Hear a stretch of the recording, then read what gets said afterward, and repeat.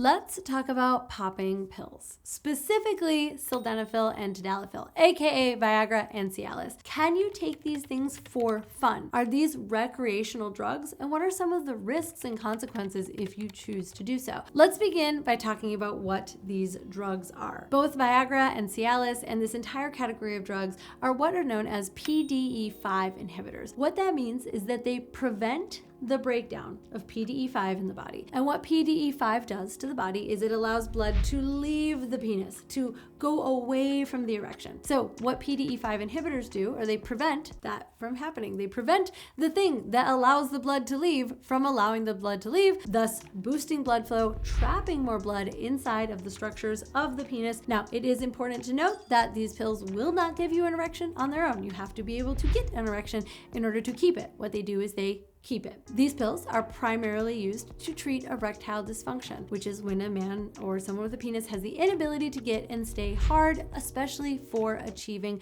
his desired length and type of sexual intercourse. And these can be real game changers. For men who struggle with maintaining or achieving erections, these can make it possible for them to enjoy sex and intimacy and be able to do so without anxiety or concern. These drugs can be amazing additions to an overall routine that benefits your mental and emotional health as well as your physical well-being. A lot of men, especially men who deal with ED that is caused by some kind of physiological thing, like a biological thing or diabetes, to help them feel better, more confident, and be able to engage in sex. They're really incredible drugs. But if you are a man who has normal erectile functioning, if you are already healthy and able to get and stay hard without their help, the potential benefits for these are pretty minimal. If you are those things, it is unlikely that you are easily getting a prescription for one of these medications, right? You may go to a urologist, you may lie, you may say that you actually are dealing with erectile dysfunction, or maybe you go to one of these websites, like I'm not even gonna name them here, and you get a prescription for Viagra. It's not uncommon. I talk to men all the time, younger and younger men, who are taking PDE5 inhibitors, Viagra and Cialis, without them actually being necessary for them to get erect. At a minimum, if you are taking prescription drugs, you want to do it under the supervision of a medical professional. These are not safe for everyone. There are counterindications for your own health, what you are doing, what you put in your body. Combining them with alcohol, combining them with cocaine or other drugs can actually intensify the effects. It can risk very severe complications like low blood pressure, prolonged erections. We're going to talk about those in just a moment. But just know that anytime that you're taking a drug, this drug may seem like it's not that big of a deal because we hear about it, we see it all the time, but actually these are real powerful drugs, okay? And there's a reason that they are available by prescription only. So consider that you are taking your own well-being in your own hands if you are, borrowing pills from a friend or taking them because you bought them on the black market somewhere and you're not taking them under the supervision of a professional. Let's talk about some of the risks and side effects. The first one is an erection lasting over 4 hours. This is called priapism. Now, a lot of men hear that and they think, 4-hour erection?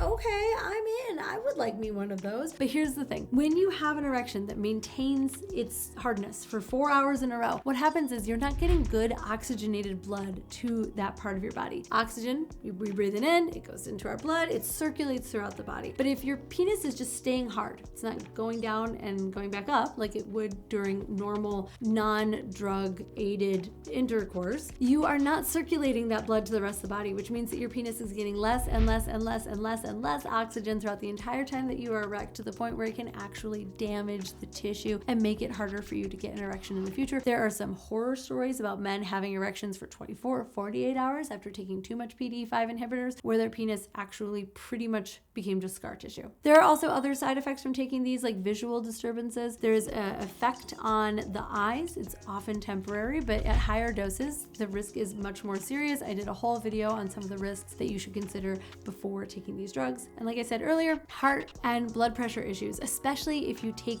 Viagra or Cialis along with nitrates like nitroglycerin, can be fatal. But what's more important, I think, for the men who are otherwise very healthy, who are experimenting with taking Viagra recreationally, is that you can develop a psychological dependence. Some men rely on these drugs for confidence in what they consider to be a high-stakes sexual encounter. Maybe they really want to impress a lover. Maybe they find that they have trouble getting hard when they really like someone, or when they're on a first date, but they want to be sure that they can perform. Of course, we all want to be able to perform sexually. We all want to have some degree of control control over our body. But you can end up in a situation where you are psychologically reliant on these pills to get hard, where your body is capable of getting hard, but because you have associated your body and your ability to perform with taking this drug, you become mentally dependent on it in order to be able to perform sexually. And this is a situation that you do not want to be in. This is a very stressful situation. I have spoken to many young men in their 20s, who feel like they cannot get hard without Viagra because they have been taking it so long. It came from an earnest desire to be a great lover, which, you should subscribe to this channel if you desire to be a great lover, because that's what this is all about. But then it developed into something that was not so innocent anymore, something that caused them to feel very insecure about their ability to perform, or made it feel like they weren't able to talk to a partner or a date about the situation. So they always had to be carrying these pills around with them. And again, these are men who are otherwise healthy, otherwise capable of getting erect, otherwise, in their masturbation, they are hard, or they wake up with an erection in the morning. Their bodies are healthy, but their minds become addicted to the presence of a pill in order to perform sexually. If that is you, I highly recommend that you begin to work with a therapist or a sex coach who can help you to change your relationship with these drugs, change your relationship with performance pressure, with performance anxiety, and develop habits that are actually very supportive of you getting and staying hard, because that's what your body is capable of doing on its own, and you need not depend on pills in order to get you there. It's also worth considering that your partner probably would like to know that you are able to experience sex and sexuality without feeling like you need outside help, unless, again, you really truly do need outside help. It's not that taking these pills ever recreationally now and again is a bad thing. Obviously, there are a lot of potential consequences, medical, if you take them without the supervision of a medical health professional. But if you find yourself in a situation where you are relying on them to get hard, to feel confident, where all of your sexual confidence is built into you taking this pill, that is a situation that I do not wish for you. And I hope that you will contact a professional